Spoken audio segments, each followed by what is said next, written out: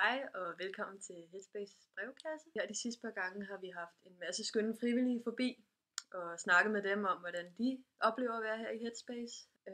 Men den her gang, der har vi besluttet at tage et emne op.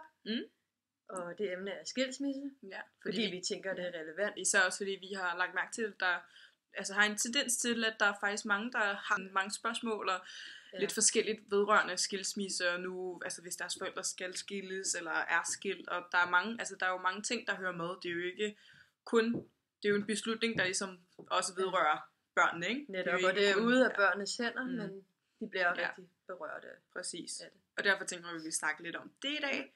Og det har både Nana og jeg faktisk lidt erfaring med, så det tænker vi, det er måske meget godt, at vi lige kan dele det, vi nu har. Men vi har i hvert fald samlet nogle spørgsmål sammen. Og det første lyder, mine forældre har været skilt i næsten et år nu, og jeg bor en uge hos begge forældre, men jeg vil egentlig helst bo sammen med min far. Hvordan får jeg det sagt, så det ikke sårer min mor?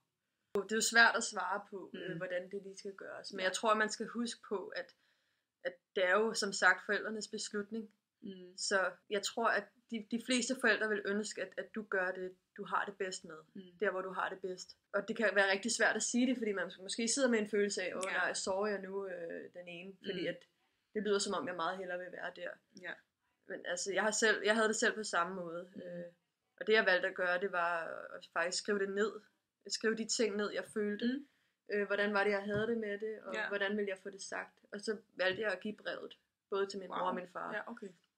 Så de hver især fik det, og så de måske kunne snakke om det. Ja. Fordi jeg havde rigtig svært ved at bare gå hen og gøre det. Det kan jeg godt forstå. Ja, det er jo en konflikt, man helst ikke vil tage op. Ikke? Lige præcis. Og det er jo egentlig meget fornuftigt, tænker jeg, det der med at skrive, at sætte ord på sine følelser, og det der med, at man ligesom, selvfølgelig så kan man gå rundt og have det, det gælder ikke kun skilsmisse for eksempel, det er bare sådan, så kan man gå rundt og have en eller anden bestemt følelse, og have virkelig ærgerlig over nogle ting, men så lige pludselig, og man ved ikke rigtig, hvad det er, men hvis man nu pludselig får det sagt højt, altså hvis man ikke har lyst til at sige det til nogen, så skriv det ned, fordi så får du læst så er det ligesom ude, og så får du selv tænkt, okay, det er de her ting, jeg faktisk og det er en god metode for, ikke? Ja. Nu har mine forældre aldrig været skilt, men det har været op at vende, når man som barn lige pludselig får den her kastet i ansigtet, ikke? Altså mine forældre havde nemlig en meget svær periode, ikke? Og det kunne vi jo egentlig også godt mærke, ikke? Som børn. Men jeg havde jo ikke lige tænkt over, at de skulle skilles, og det var noget. Men det fik jeg simpelthen kastet i hovedet. Lige inden jeg skulle på efterskole, faktisk. Så der var jeg jo 15-16 år, ikke? Og det synes jeg var bare, det var en kæmpe bombe jo. Og det er jo svært at takle, og der tror jeg også, det er vigtigt, at man får det sagt. At man skal sige det til nogen. Man skal ikke gå rundt og bære den her byrde selv. Fordi netop, nu har vi nemlig fået et andet spørgsmål. Vedkommende siger, jeg føler, at det er min skyld, at mine forældre skal skilles. Men inderst inde, så ved jeg godt, at det nok ikke er mig.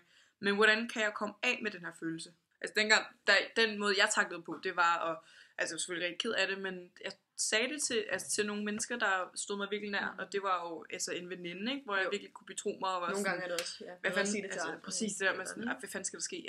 Er det min skyld? Og er det noget, jeg har gjort? Altså, kunne jeg have gjort noget anderledes?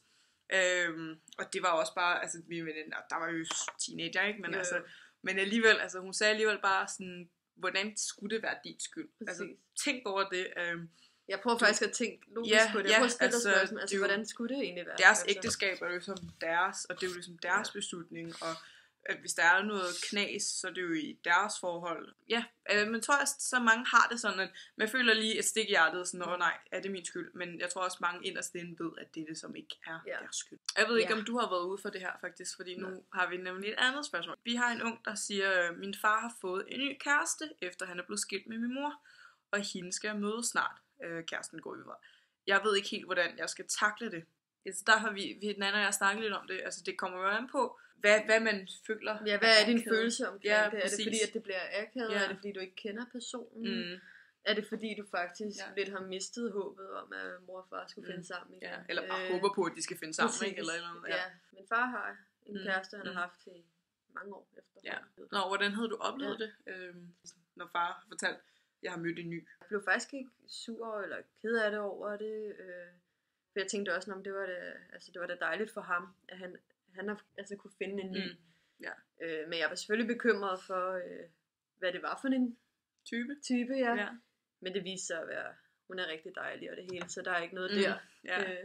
Men selvfølgelig tænker man rigtig meget over det. Også hvordan hverdagen bliver, fordi man skal jo faktisk begynde at leve sammen med et andet menneske, ikke, hvis de vælger at flytte sammen.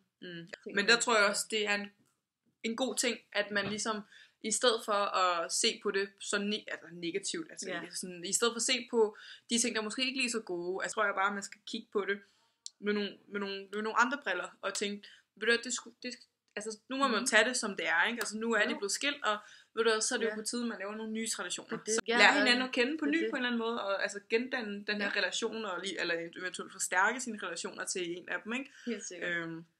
Og tage den med oprejspanden, ikke? Og så siger vi, så laver vi noget nyt. Jo. I stedet for, at det skal kræve... Det kan være rigtig svært i situationen. Det er nemmere sagt end gjort. Det tror jeg også men helt sikkert, det er en rigtig indstilling at have. Nej. Så i dag, der kan jeg godt se positivt på det. Og tænke, altså, sådan var det, sådan skulle det bare gå. Og de er glade sådan, som det er nu. Ikke? Altså. Og alle situationer er forskellige. Ikke? Altså, det er jo bare, ligesom her i huset, der er alle samtaler forskellige og helt unikke. Ikke?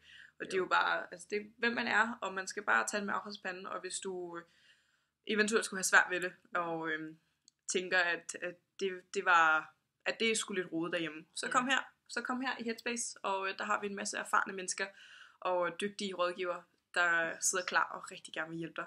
Du kan enten skrive til os på vores chatforum, eller ringe til os, skrive mails, eller så kom og besøg os i huset. Så tag et kig, kom og hygge. Så ses vi. Tak fordi I kiggede med. Hej. Hej.